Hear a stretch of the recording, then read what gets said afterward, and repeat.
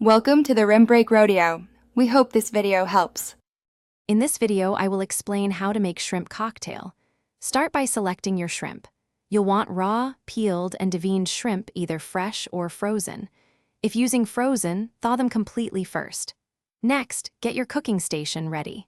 Prepare a large pot of salted water for boiling and have a bowl of ice water, an ice bath, ready to quickly chill the shrimp after cooking. Now, let's cook those shrimp perfectly. Bring your salted water to a rolling boil.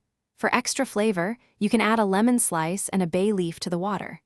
Carefully add the shrimp and cook for just 2 to 3 minutes, or until they turn pink and opaque.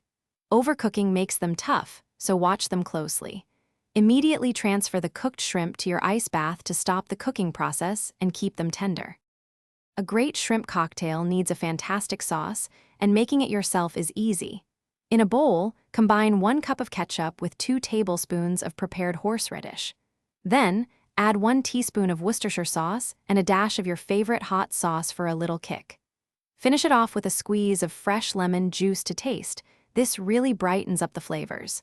Stir everything together until well combined. Now for the best part, serving and enjoying your delicious homemade shrimp cocktail. First, ensure your shrimp are thoroughly drained and chilled. Arrange them artfully around a small bowl of your homemade cocktail sauce.